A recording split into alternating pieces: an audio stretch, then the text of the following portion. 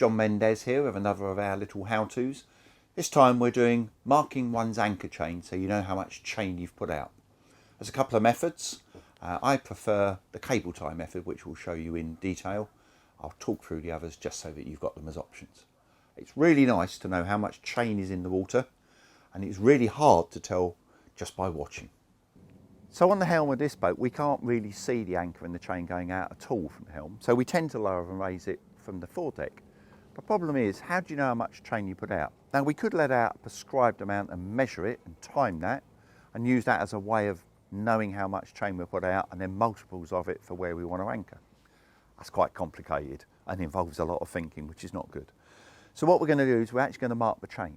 Now, we can do that in three methods. We could do paint markers on it. Done that in the past, tends to wear off quite quickly, particularly if the anchor's used a lot, because the chain all sits in the bottom of the locker wet and it rubs the paint off. They do make little rubber things to go within the chain links, which allow you to mark it, and they're a great solution. The problem is, as the chain corrodes very slightly, they tend to pop out, and then they're quite expensive. So my preferred option is cable ties. They're cheap and easy to get. You can get them in multiple colours and they're really easy to replace. And every time you put the anchor out, you can see how many are left and think, I need to put some more on. Really quick and simple. So we've got two important things we need to do. Firstly, and lots of people forget this, we need to let all the anchor chain out so we can measure it, but we forget about how far the anchor sits above the water. So in our case, it's going to be round about 6 foot. If we marked at 5 metres, that would actually only be 3 metres of chain in the water. So we need to know how far the anchor sits above the water, because that's going to be our 0 point. And then from there, we're going to mark every 5 metres until we run out of cable ties. So I'm just doing my quick measure, and my 2 metre guess was a bit poor. It's actually 1.4 metres from where the anchor sits down to the water. So my first 0 point will actually be 1.4 metres along the chain. That will be where my 0 is, and then I'll do every 5 metres from there on. So to release the anchor chain on this one, I've taken off the bit of rope they had, and I'm just going to press the button and lower.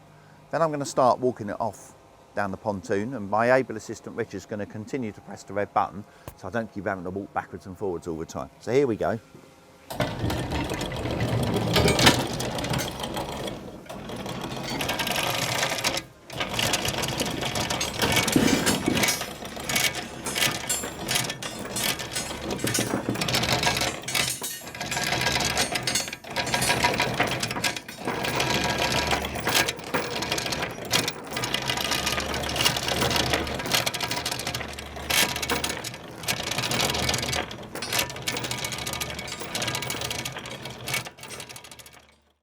So that's all the anchor chain out, and I've just doubled it over because it means I haven't got to walk so far. If I take it all the way to the far end, I'll be walking 20 odd metres backwards and forwards all day. Can't do that.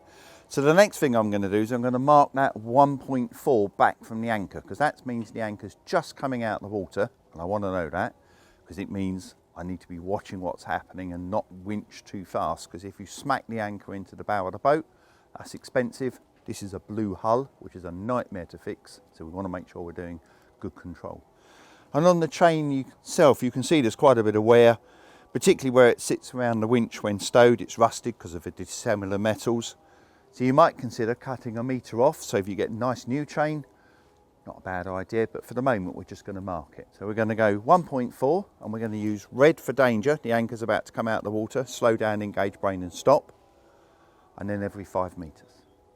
I'm going to put some red marks at 1.4, and I'm going to put just a couple on now so I know where my mark is. And being slightly OCD, I like them to go through the same way round all the time so that they're sticking out the same side of the chain. So we'll just have a pair there for the moment. We can always add more. So from there, that's the anchor's just clear of the water, and I've remembered to allow for the length of the stock of the anchor. So from where the anchor fits, that's 1.4, and now we're going to do 5 metres. Our chain here, someone's obviously done some paint markings before, and this is the problem with paint. It wears off really quickly, and when you're at the helm, you can't see it at all. So although it's one of those great ideas in planning, for me, bit of a disaster.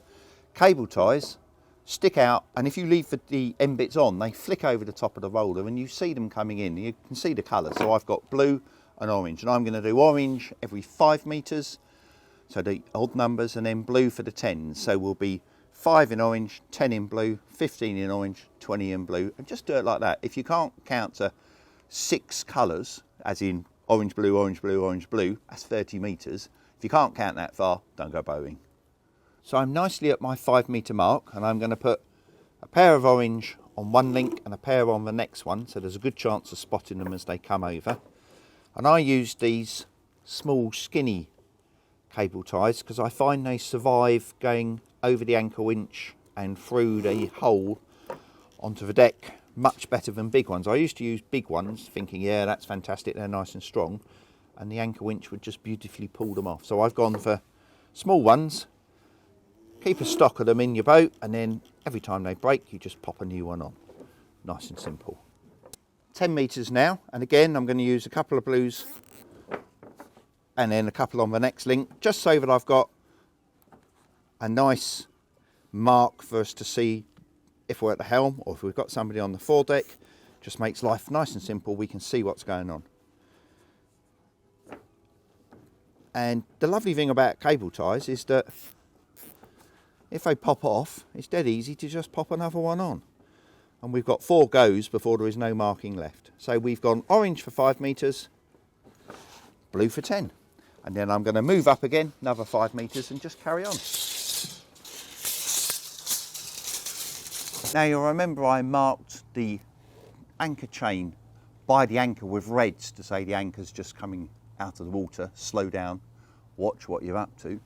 I'm going to mark the very last bit of chain with reds as well to say it's nearly all out the locker, slow down.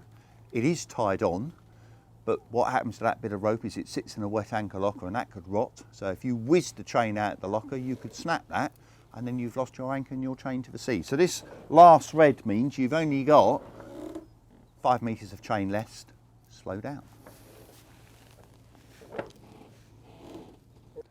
Quick recap.